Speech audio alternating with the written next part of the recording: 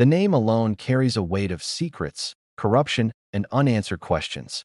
But behind the headlines and court cases lies a file so explosive it could rewrite everything we think we know. According to Senator Ron Wyden, buried deep inside the U.S. Treasury is a document that tracks 4,725 wire transfers worth nearly $1.1 billion, all linked to Epstein's shadowy financial web. Think about that number. 4,725. Each one a potential lead, a trail pointing toward the people and institutions who moved money with one of the most notorious predators of our time. About its financing and operations that await investigation. Last year, the Biden administration allowed our investigators to look at portions of the file. We did that at the Treasury building. Here is what it says. Treasury's Epstein file details, Mr. President, 4,725 wire transfers. Let me repeat that. 4,725 wire transfers, adding up to nearly $1.1 billion flowing in and out of just one of Mr. Epstein's bank accounts. If you ask me, that is more than 4,000 potential lines of investigation right there. Hundreds of millions more flowed through other accounts. That's even a lot more to investigate. The file shows that Mr. Epstein used multiple Russian banks, which are now under sanctions, to process payments related to sex trafficking. A lot of the women and girls he targeted came from Russia, Belarus, Turkey, and elsewhere. One shudders to think about the kinds of people who must have been involved in trafficking these women and young girls out of those companies and into the Epstein web of abuse. Again, these are all potential leads, Mr. President, the Department of Justice ought to be digging into. This is about years and years of international sex trafficking. None of this is a hoax. None of it is a scam. And I'd like to say I consider it insulting to the intelligence of the American people for the Trump administration to simply say there is nothing to investigate here. Now, when the Trump administration came in with a lot of fanfare about transparency and openness, I said, I'm going to follow up on that.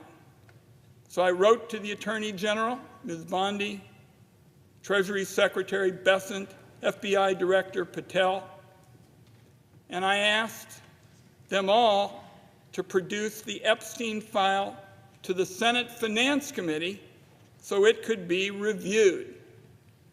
In fact, I've made that request multiple times. The Trump commitment to transparency based on the response didn't mean a whole lot because they just refused. Here's what one Treasury official wrote back to me. I'll quote here. The Department of Treasury has previously made documents available relating to the matter in response to your inquiries. Accordingly, we understand that you have the information you seek from the Treasury related to this request. We thank you for your attention to this important issue. Mr. President, for anybody who's familiar with how these discussions go in Washington, D.C., what I just read was code for the bureaucracy saying, you're asking for information, go pound sand.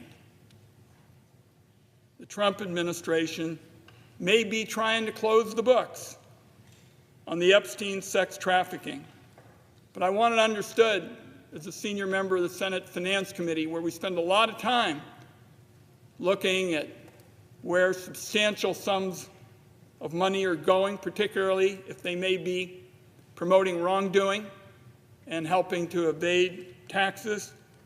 We are going to stay on this fight to hold the wealthy individuals accountable for the harm that they clearly were involved in injuring the young women and others in this sex trafficking.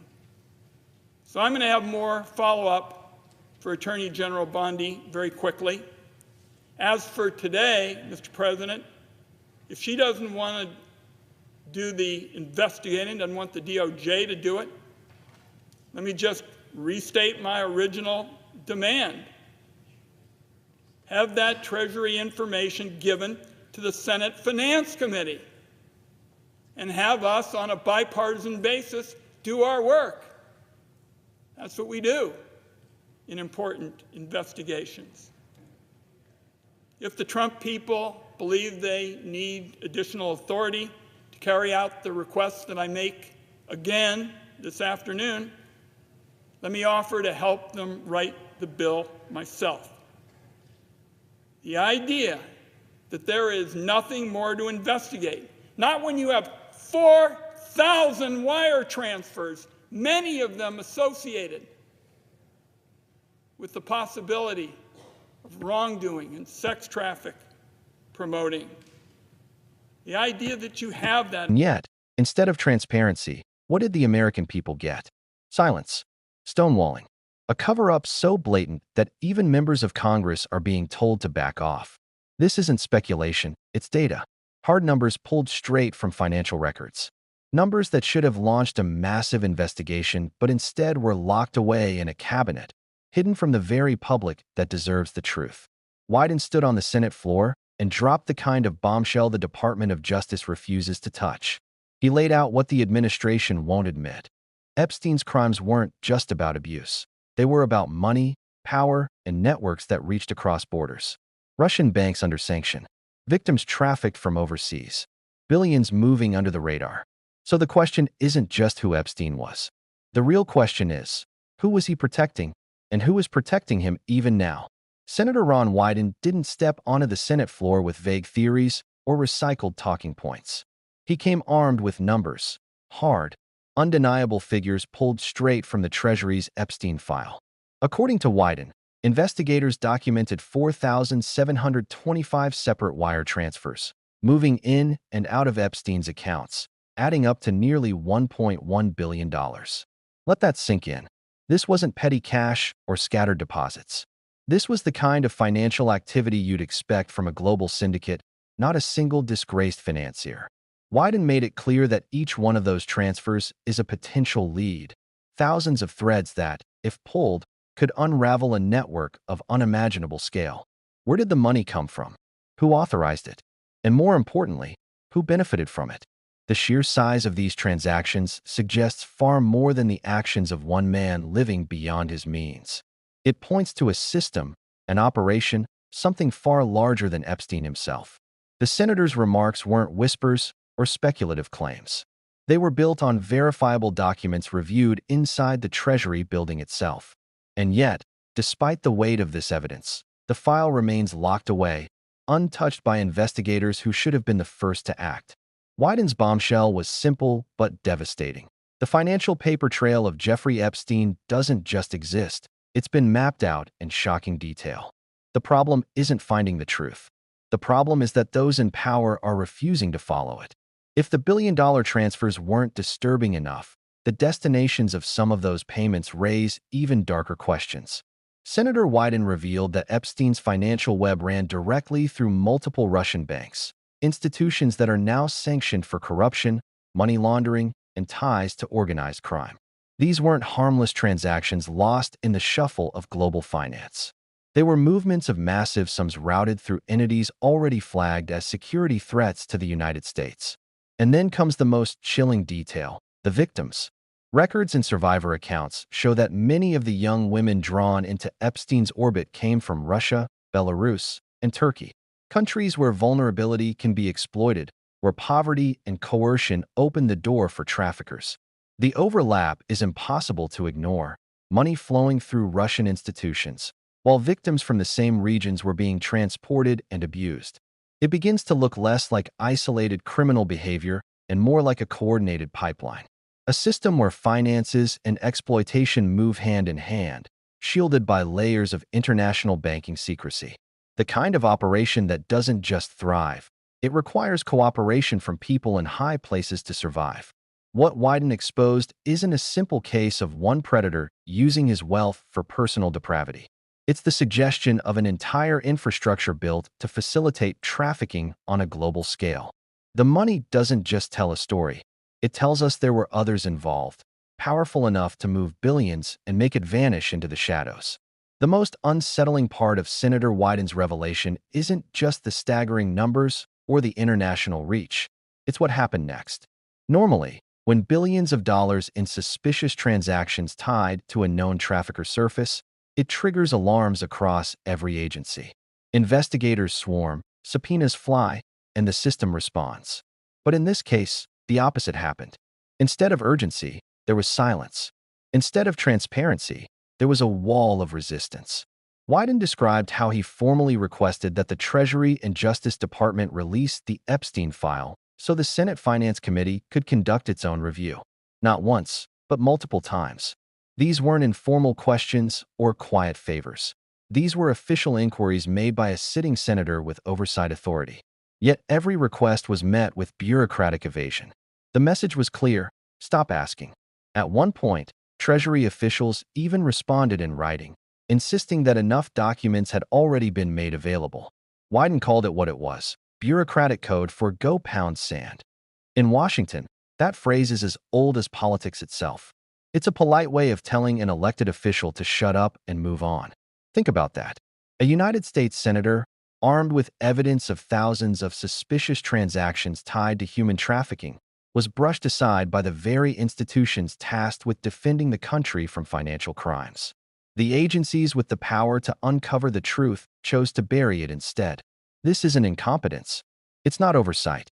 It looks like deliberate obstruction, the kind of coordinated stonewalling designed to protect something or someone far more dangerous than one disgraced financier. When powerful departments close ranks against transparency, it raises a darker possibility that exposing Epstein's financial ties would expose others, people embedded deep inside politics, finance, and global influence. And that's the chilling reality Wyden put on the record. The problem isn't the absence of evidence. The problem is the refusal to act on it. When Senator Wyden demanded accountability, one name stood out more than any other: Pam Bondi. As Florida's Attorney General, Bondi was no stranger to the crimes of Jeffrey Epstein. Florida, after all, was where many of his most horrific acts took place: abuse hidden behind walls of luxury, sealed deals, and questionable legal arrangements that allowed him to evade full justice for years. If anyone should have understood the scope of what was happening, it was her. And yet, when faced with the opportunity to dig deeper, she stayed silent. Wyden's call for answers wasn't aimed at anonymous bureaucrats. He directed his requests directly to the top: the Attorney General, the Treasury Secretary, and the FBI Director. And in that chain of responsibility, Bondi's position was impossible to ignore. As someone who built her career in Florida law enforcement, she knew how Epstein operated, how he manipulated the system, and how victims were failed time and again. But when the moment came for leadership, her response was not investigation, it was deflection. Consider what that means. A senior official who had the power to demand files, launch probes, and insist on justice chose not to. Instead of championing transparency, she joined the silence. Instead of defending survivors, she defended the bureaucracy. That choice sends a clear message: protecting the system mattered more than uncovering the truth. And it's not just about inaction. It's about proximity. Bondi wasn't a distant observer. She was a key figure in the very state where Epstein built his empire of abuse. Florida was ground zero, and she had the authority to confront it head-on. But at every critical turn, she stepped back.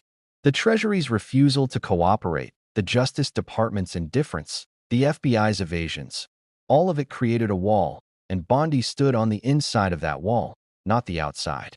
This raises an uncomfortable question. Was it simply a lack of courage? Or was it something more, an active choice to shield names, connections, and networks that stretched far beyond Epstein himself? Wyden's outrage makes sense in that context. He wasn't just fighting for numbers on a page. He was fighting against a system where those tasked with enforcing the law appeared more committed to protecting reputations than protecting victims. Bondi's silence became more than just a failure of duty. It became part of the cover-up.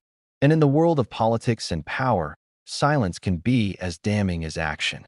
Senator Wyden made one thing crystal clear: silence wasn't an option. If the Department of Justice and the Treasury wouldn't act, then Congress had to step in. On the Senate floor, he demanded the release of the full Treasury file, not summaries, not redacted fragments, but the entire record of Epstein's financial dealings.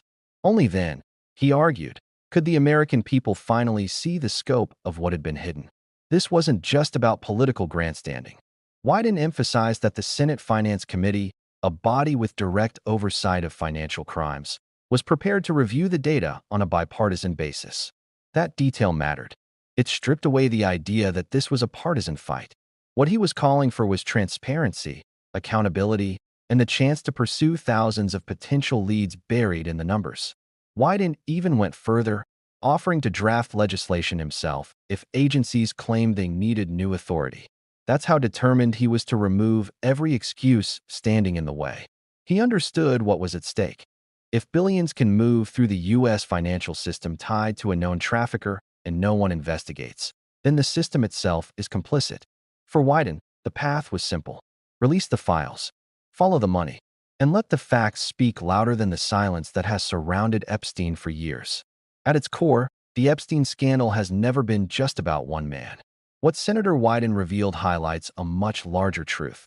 This was about power, money, and the institutions that chose to look the other way.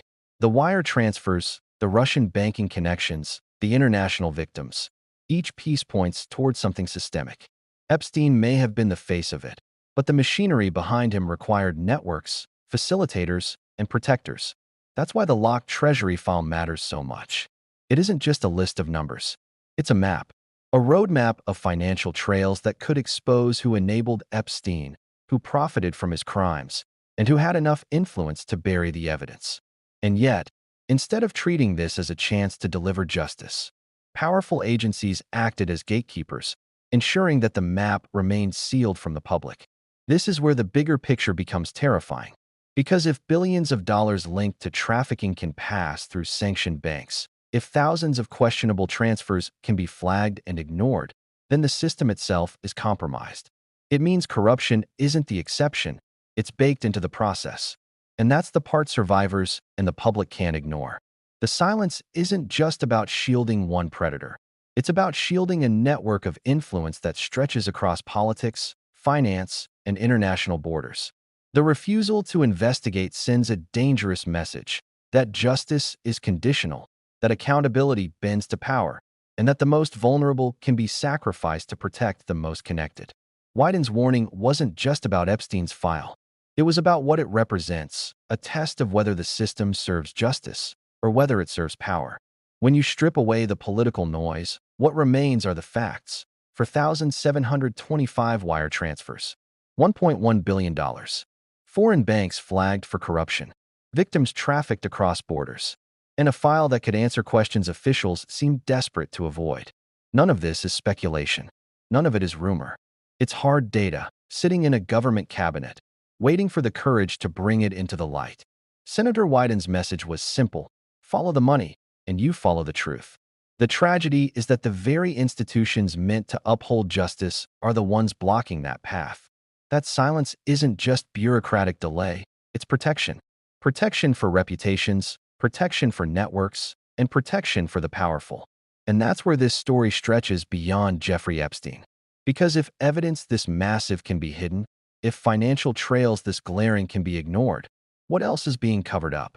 What other truths are quietly locked away, never to be seen by the public?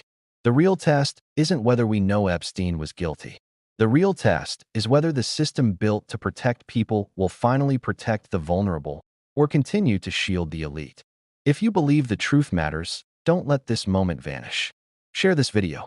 Hit like, subscribe, and turn on notifications so you don't miss what comes next.